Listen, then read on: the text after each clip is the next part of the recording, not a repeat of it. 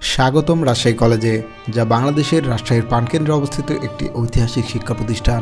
আজ আমরা দেখব রাজশাহী কলেজের অন্দরের সৌন্দর্য এবং ঐতিহাসিক নিদর্শন। প্রধান ফটক পেরুতেই নজর কাড়ে গাঢ় লাল দালান, 1884 সালে ব্রিটিশ স্থাপত্যের একটি অন্যতম নিদর্শন। প্রশাসন ভবনের সামনে দেখা মেলে লোকজ বাংলা টেরাকোটা শিল্পের।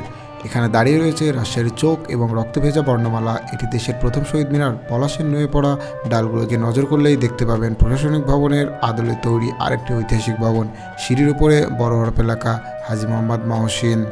প্রশাসন ভবনের পেছনে রয়েছে প্রাকৃতিক সৌন্দর্যে ভরা এক পদ্মপুকুর।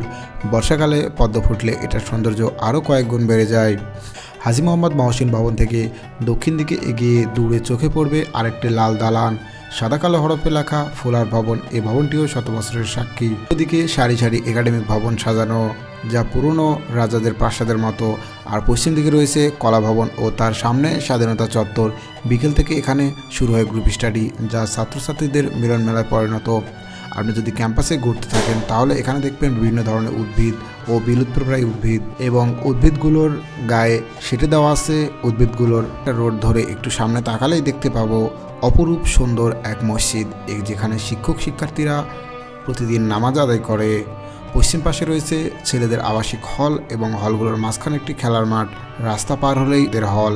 সব মিলিয়ে রাজশাহী কলেজ একটি পরিপূর্ণ এবং অনন্য ক্যাম্পাস। রাজশাহী কলেজ শুধু একটি শিক্ষা প্রতিষ্ঠান নয়, এটি আমাদের ইতিহাস, ঐতিহ্য এবং সংস্কৃতির একটি জীবন্ত প্রতীক। আশা করি এই ভ্রমণ আপনাদের ভালো লেগেছে। ধন্যবাদ। ভিডিওটি ভালো লাগলে লাইক, কমেন্ট এবং সাবস্ক্রাইব করবেন।